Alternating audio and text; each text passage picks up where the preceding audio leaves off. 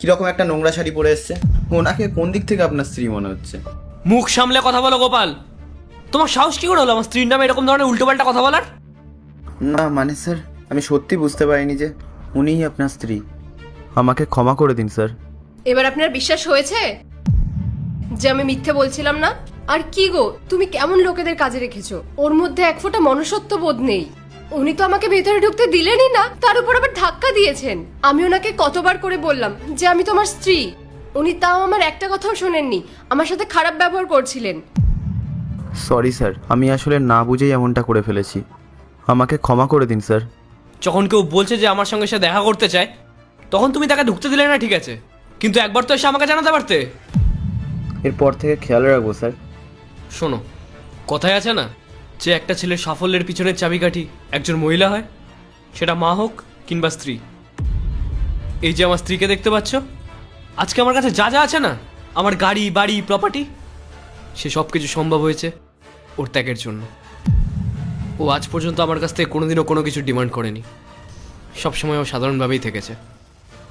আর তুমি, ও যখন তোমাকে এসে বললো যে আমার স্ত্রী, তখন তো তোমার আমাকে একবার জানানো উচিত ছিল। আর তুমি তুমি সেটা না করে আমার স্ত্রীকে ঘাড় ধাক্কা দিয়ে বার করে দিতে চেয়েছিলে। গোপাল, তুমি আজকে যে কাজটা করেছো না, সেটার জন্য আমি তোমাকে আর এই কোম্পানিতে রাখবো না। আমি তোমাকে বরখাস্ত করলাম। Get out! স্যার, আমার অনেক বড় ভুল হয়ে গেছে স্যার, আমাকে প্লিজ ক্ষমা করে দিন স্যার। আমি বুঝতে পারিনি। কথা দিচ্ছি স্যার, আর কখনোই এরকম ভুল হবে না। প্লিজ স্যার, আমার চাকরিটা কেড়ে নেবেন না। রাহুল, তুমি ওনাকে এভাবে কাজ থেকে বের করো না। ওনাকে তুমি আরেকটা সুযোগ দাও। আর তাছাড়াও ওনারও তো পরিবার আছে, আর আমিও চাই না যে আমার জন্য একজনের রুজি রুটি বন্ধ হয়ে যাক। উনি তো ক্ষমা চেয়েই নিয়েছেন, ওনাকে লাস্ট সুযোগ দেওয়া উচিত। আজকে শুধুমাত্র আমার স্ত্রী বললে বলে আমি তোমাকে ক্ষমা করে দিলাম। এরপর থেকে যেন এরকম ভুল আর না হয়, বোঝা গেছে? ধন্যবাদ ম্যাম, অনেক ধন্যবাদ। আমি কথা দিচ্ছি দ্বিতীয়বার এমন ভুল আমার আর কখনো হবে না। মনে রেখো, আজকে শুধুমাত্র আমার স্ত্রীর জন্য তুমি পার পেয়ে গেলে। আর এরপর থেকে যদি আমি কারোর সাথে এরকম কোনো কিছু করতে দেখেছি না, এর ফল কিন্তু ভালো হবে না।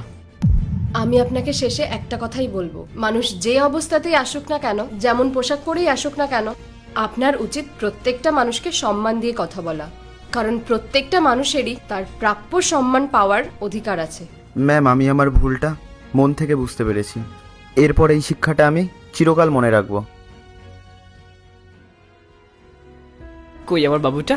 আসো আসো আসো, আমার সোনা মা, কি ভাল লাগছে না? পার্ট 2 দেখতে সাবস্ক্রাইব করো ভেলকু 78M।